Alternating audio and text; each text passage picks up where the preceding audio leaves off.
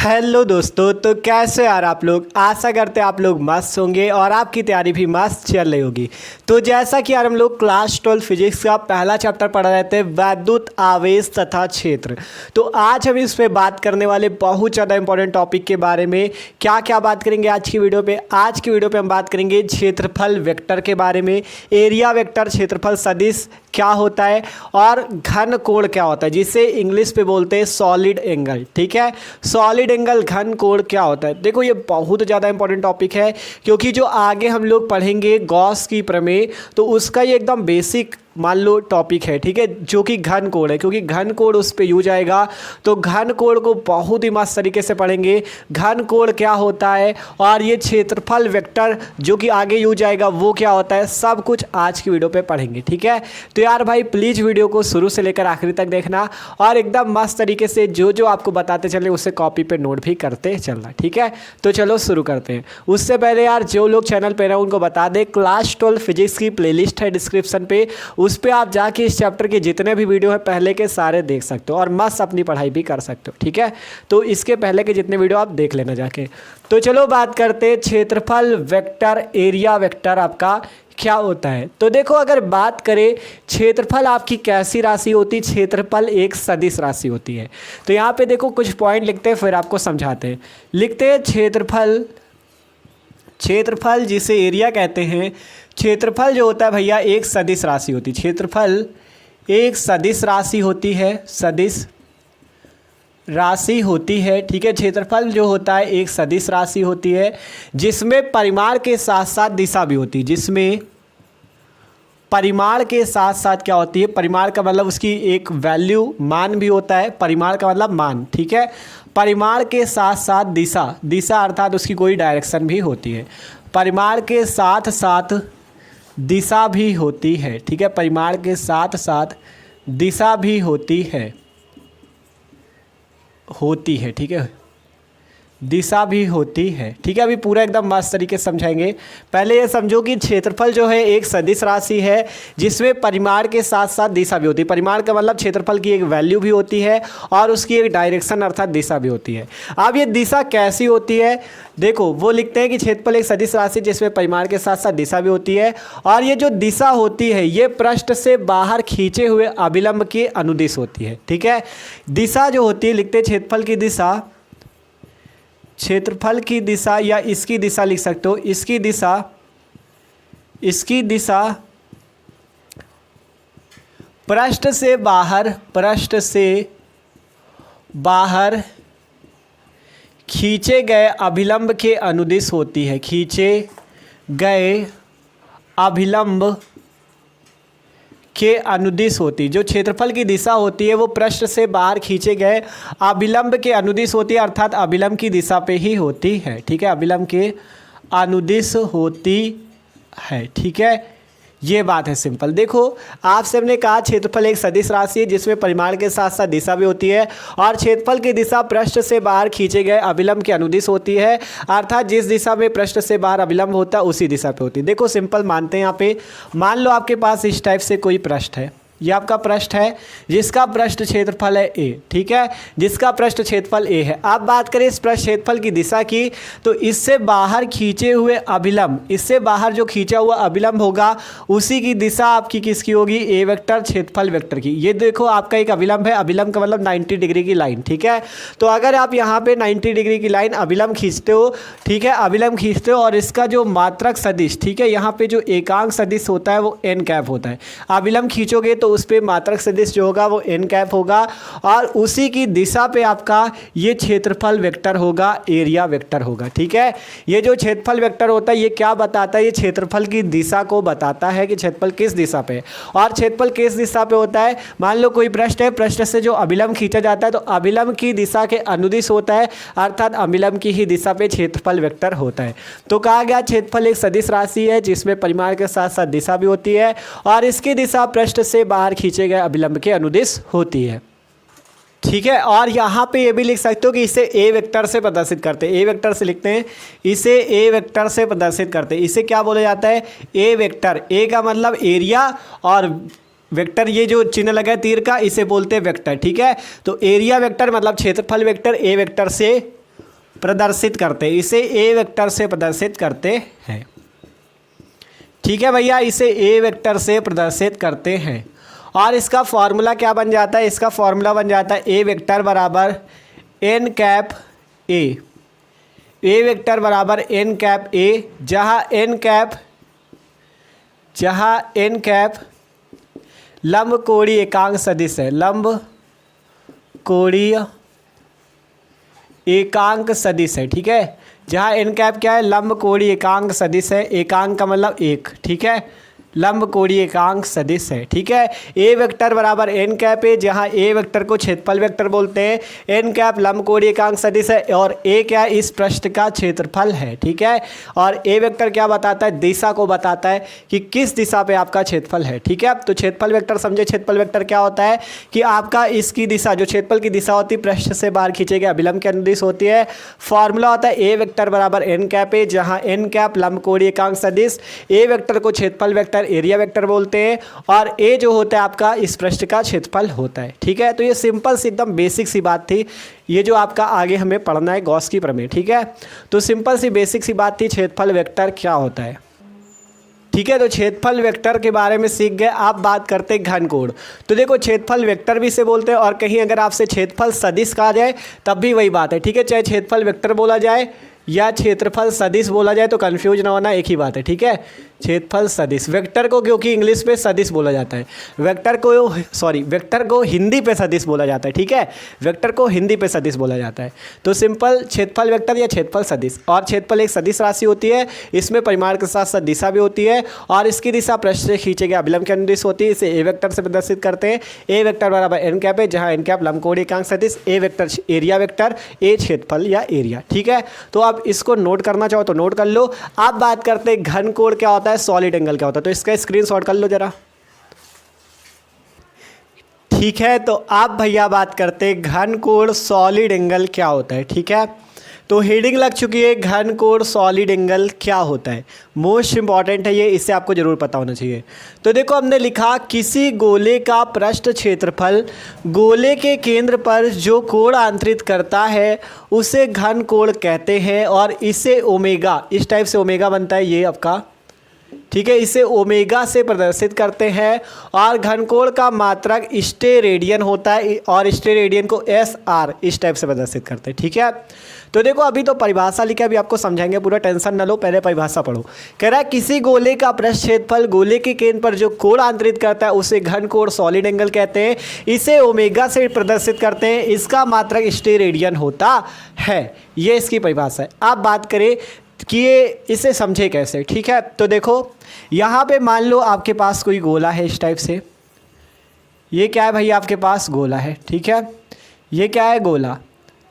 और मान लो इस गोले का केंद्र यहाँ पे है O, और गोले की जो त्रिज्या है वो है R। ठीक है, गोले का केंद्र O है, गोले की त्रिज्या R है। आपसे कहा गया गोले का पृष्ठ क्षेत्रफल, तो हमें इस गोले का पृष्ठ क्षेत्रफल भी चाहिए। मान लो यहाँ पे आपका गोले का पृष्ठ क्षेत्रफल है ये। ठीक है, मान लेते हैं यहाँ पे गोले का पृष्ठ क्षेत्रफल है dA। क्या मान लिया गया? गोले का पृष्ठ क्षेत्रफल जो है dA है। और बात करें अगर हम इसे, ये जो गोले का पृष्ठ क्षेत्रफल dA है, तो अगर हम इसकी दोनों परिसीमाओं को इस टाइप से मिला दे, देखो इस टाइप से यहाँ पे ये, और इसे इस टाइप से यहाँ पे मिला दे। ठीक है, तो यहाँ पे ये जो गोले का पृष्ठ क्षेत्रफल है dA, इसके कारण यहाँ पे एक कोण आंतरित होता है जिसे घन कोण बोलते हैं। और ये छोटा सा जब यहाँ पे होता है, जब यहाँ पे छोटा सा पृष्ठ क्षेत्रफल होता है, तो यहाँ पे छोटा सा घन कोण बनता है डी ओमेगा। ठीक है, डी ओमेगा बनता है। और जब बड़े के लिए आपका होगा पूरे क्षेत्रफल ए के लिए, ये हम आपको छोटे से क्षेत्रफल के लिए समझा रहे हैं।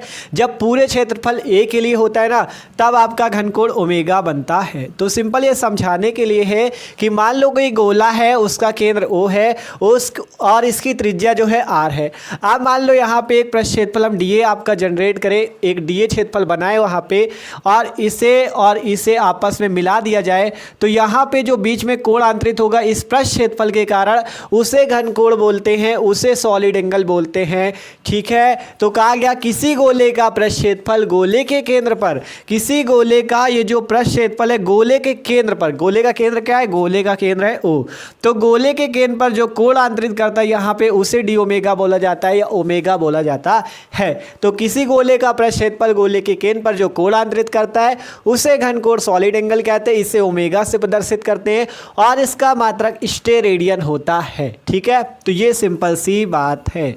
तो सबको समझ में आया घनकोण क्या होता है।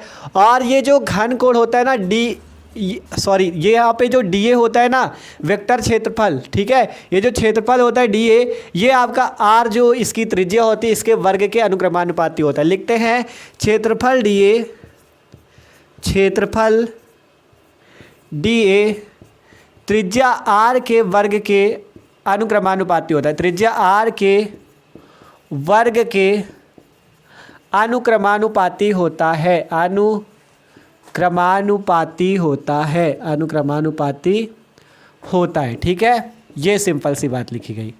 क्या लिखा भैया हमने कि क्षेत्रफल डी ए त्रिज्या आर के वर्ग के अनुक्रमानुपाती होता है। ये जो क्षेत्रफल यहाँ पे डी ए होता है, ये वाला सॉरी क्षेत्रफल डी ए तो ये है, क्षेत्रफल डी ए जो होता है इसकी त्रिज्या आर के वर्ग के अनुक्रमानुपाती होता है। मतलब कि आप यहाँ से लिख सकते हो क्षेत्रफल डी ए अनुक्रमानुपाती का मतलब अनुक्रमानुपाती का चिन्ह आर के वर्ग के, आर है त्रिज्या आर के वर्ग के अर्थात आर स्क्वायर के। ठीक है, छोटा सा लिख दे आर स्क्वायर। ठीक है, तो डी ए अनुक्रमानुपाती आर स्क्वायर। अब जब यहाँ से अनुक्रमानुपाती का चिन्ह हटता है तो एक नियतांक आता है जिसे ओमेगा बोलते हैं, ओमेगा आ जाएगा, ओमेगा आर स्क्वायर। तो डी ए बराबर ओमेगा इंटू आर स्क्वायर। यहाँ से ओमेगा की अगर वैल्यू निकालना चाहो तो ओमेगा बराबर हो जाएगा डी ए अपॉन में आर स्क्वायर। ओमेगा बराबर क्या हो जाएगा, डी ए अपॉन में आर स्क्वायर। ठीक है, देख सकते हो यहाँ पे डी ए है, ओमेगा की वैल्यू निकालोगे तो आर स्क्वायर नीचे आ जाएगा, तो ओमेगा बराबर डी ए अपॉन में आर स्क्वायर। ये होता है घनकोण का सूत्र, ओमेगा बराबर डी ए अपॉन में आर स्क्वायर। ठीक है, ओमेगा बराबर डी ए अपॉन में आर स्क्वायर। ठीक है, कोई दिक्कत नहीं। अब मान लो ये जो आपका क्षेत्रफल डी ए है, ये जो यहाँ पे क्षेत्रफल डी ए है, अगर ये आपका यहाँ पे जो क्षेत्रफल है डी ए, ये आपका यहाँ पे जो आपका थीटा कोण मान लो बना रहा हो, ये जो देखो यहाँ पे बनाते हैं क्षेत्रफल मान लो डी ए, ये है गया आपका क्षेत्रफल डी ए। और ये जो एकांक सदिश अभी था उसके एन कैप के साथ क्या कर रहा है, आपका एन कैप जो एकांक सदिश था उसके साथ क्या कर रहा है, थीटा कोण बना रहा है। जब आपका थीटा कोण बना रहा होगा तो अब आपका क्या सूत्र होगा वो भी अभी आपको बताएंगे। ठीक है, कि वो जब आपका एन कैप होगा तब सूत्र क्या होगा। तो उससे पहले एक चीज़ और समझ लो यहाँ पे कि आपसे कभी कभी एक स्टेरेडियन की परिभाषा पूछ ली जाती है कि एक स्टेरेडियन क्या होता है, उसकी परिभाषा बताओ। तो देखो एक स्टेरेडियन की परिभाषा कैसे आती है, लिखते हैं यहाँ पे यदि डी ए बराबर आर स्क्वायर। ठीक है, यदि डी ए को आर स्क्वायर के इक्वल कर दे, मतलब डी ए बराबर कर दे आर स्क्वायर के, तब ओमेगा बराबर क्या हो जाएगा, तब ओमेगा बराबर हो जाएगा डी ए की जगह आर स्क्वायर कर दोगे तो r square upon r square, r square से आर स्क्वायर कैंसिल, मतलब कि ओमेगा बराबर 1। ठीक है, ध्यान से समझो। जब अगर हम लोग डी ए बराबर आर स्क्वायर कर दें तब यहाँ से ओमेगा बराबर क्या हो जाएगा, डी ए की जगह आर स्क्वायर तो r square upon r square मतलब कि 1, ओमेगा इक्वल टू 1 अर्थात ओमेगा बराबर 1 स्टेरेडियन। तो यहाँ से एक स्टेरेडियन की क्या परिभाषा निकलेगी, एक स्टेरेडियन वह कोण है, ठीक है, एक स्टेरेडियन एक ऐसा कोण है जो कि इस गोले की त्रिज्या आर के वर्ग के बराबर का कोण आंतरित करता है। एक स्टेरेडियन वह कोण है जो कि गोले की जो त्रिज्या आर है इसके वर्ग के बराबर का कोण आंतरित करता है, क्योंकि इसी के वर्ग के बराबर है ना डी ए, तो इसीलिए इसी के वर्ग के बराबर का कोण आंतरित करें उसे हम लोग क्या बोलेंगे, एक स्टेरेडियन। तो यहाँ पे परिभाषा लिखते हैं फिर आपको समझाते हैं। ठीक है, तो सिंपल हमने यहाँ पे देखो परिभाषा क्या लिखा कि एक स्टेरेडियन वह घनकोण है जो कि गोले की त्रिज्या के वर्ग के बराबर का कोण आंतरित करता है, एक स्टेरेडियन। ठीक है, क्योंकि जब हमने डी ए की जगह आर स्क्वायर रखा तब यहाँ से ओमेगा बराबर r square upon r square, मतलब ओमेगा बराबर 1 स्टेरेडियन, ओमेगा बराबर 1 स्टेरेडियन।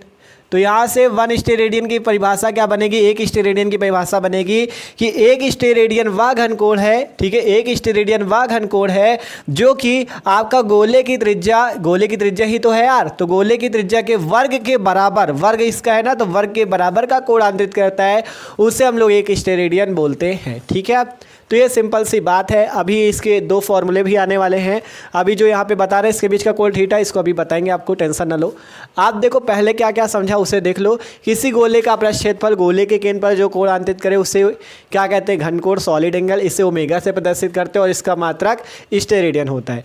कहा गया क्षेत्रफल डीए त्रिज्या आर के वर्ग के अनुक्रमानुपाती होता है, तब डीए अनुक्रमानुपाती आर स्क्वायर, अनुक्रमानुपाती का चिन्ह हटेगा तो ओमेगा आ जाएगा, डीए बराबर ओमेगा इंटू आर स्क्वायर। तब यहाँ पर से ओमेगा बराबर डीए अपॉन आर स्क्वायर। यदि डीए बराबर आर स्क्वायर कर दिया जाए तब ये ओमेगा बराबर 1 स्टेरेडियन। 1 स्टेरेडियन वह घनकोण है जो कि गोले की त्रिज्या के वर्ग के बराबर का कोण अंतरित करे। ठीक है, इतनी बात सबको समझ में आ गई कि नहीं? इतनी बात समझ में आ गई। आप देखो इसका ले लो स्क्रीनशॉट, क्योंकि इतनी वैल्यू हम इरेज कर देते।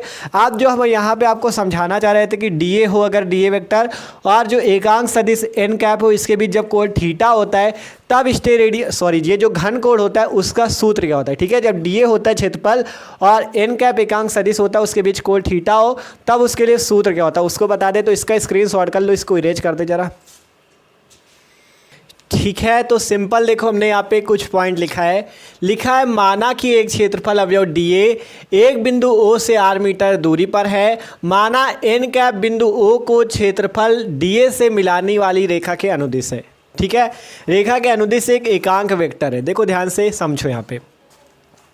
यहाँ पे आपने देखा कि ये जो आपका केंद्र O था और इसकी त्रिज्या R थी, या कह सकते हो O से R मीटर दूरी पर। ठीक है, क्योंकि कहा गया O से R मीटर दूरी पर है। ठीक है, कहा गया माना कि एक क्षेत्रफल अवयव डीए एक बिंदु O से R मीटर दूरी पर है। ठीक है, देख सकते हो माना कि एक क्षेत्रफल डीए बिंदु O से R मीटर दूरी पर है कि नहीं। फिर कहा गया माना एन कैप बिंदु O को क्षेत्रफल अवयव डीए से मिलाने वाली रेखा के अनुदिश एकांक वेक्टर है। ये जो एन कैप है ये डीए से मिलाने वाली रेखा के अनुदिश क्या है, एकांक वेक्टर या एकांक सदिश है। ठीक है, ये डीए से मिलाने वाली रेखा पे क्या है, एकांक सदिश है। अब मान लेते हैं माना एन कैप तथा डीए वेक्टर के बीच कोण थीटा है।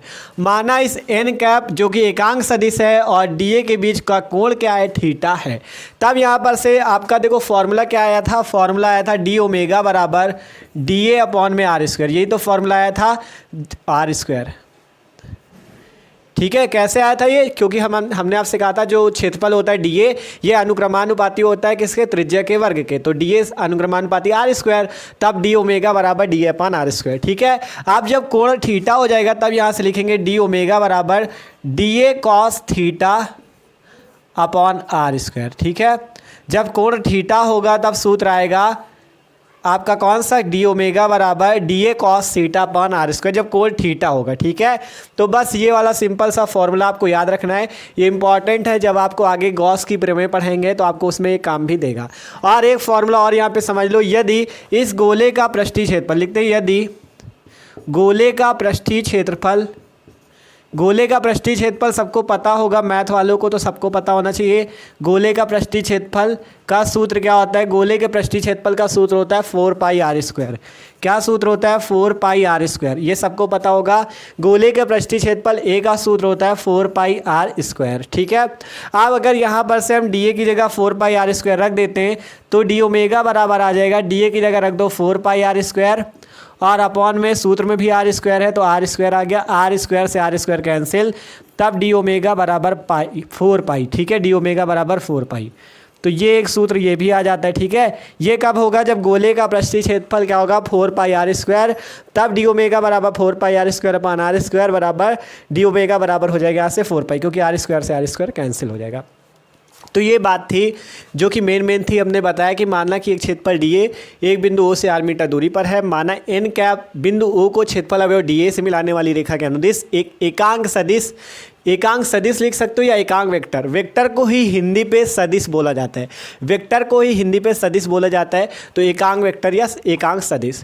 माना एन कैप तथा डीए वेक्टर के बीच कोण थीटा, तो सूत्र आया था डी ओमेगा बराबर डी अपॉन आर स्क्वायर, तो यही तो आया था अभी। जब थीटा कोण होगा तब डी ओमेगा बराबर d A cos theta upon r square हो जाएगा।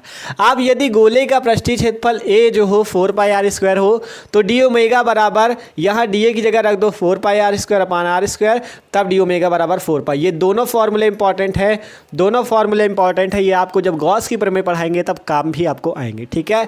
तो आज की वीडियो पे इतना ही। जो बेसिक पॉइंट था आपका, क्षेत्रफल वेक्टर क्या होता है, घन कोण क्या होता है, इसको समझ लिया। आप देखो एक चीज़ और बचता है, वैद्युत फ्लक्स क्या होता है, वैद्युत फ्लक्स के प्रकार। तो जो अगला वीडियो आएगा उस पर हम समझेंगे वैद्युत फ्लक्स क्या है, वैद्युत फ्लक्स के प्रकार, वैद्युत फ्लक्स का मात्रक और विमा, ठीक है, उसको समझेंगे। फिर उसके बाद हम लोग गॉस की प्रमेय की ओर बढ़ेंगे, ठीक है। तो मतलब एक एक बेसिक पॉइंट आपके क्लियर कर रहे हैं जिससे कोई भी दिक्कत आपको ना हो सके, ठीक है। तो भैया अगर चैनल पे नए हो आप लोग तो चैनल को सब्सक्राइब कर लो, क्योंकि मस्त तरीके से हम लोग क्लास 12 फिजिक्स और क्लास 12 केमिस्ट्री दोनों की तैयारी कर रहे हैं। डिस्क्रिप्शन में प्लेलिस्ट मिल जाएगी क्लास 12 फिजिक्स की, क्लास 12 केमिस्ट्री की, मस्त तैयारी अपनी जाके कर सकते हो, ठीक है। इस चैप्टर के जितने भी वीडियो हैं आपको प्लेलिस्ट में मिल जाएंगे क्लास 12 फिजिक्स वाली पे, ठीक है, डिस्क्रिप्शन पे है, मस्त जाके कर सकते हो। और चैनल को सब्सक्राइब कर लो, जैसे ही कोई वीडियो आएगा आपके पास तुरंत उस वीडियो की नोटिफिकेशन भी आ जाएगी, ठीक है। तो मिलते हैं अगले वीडियो पे, स्क्रीनशॉट कर लो।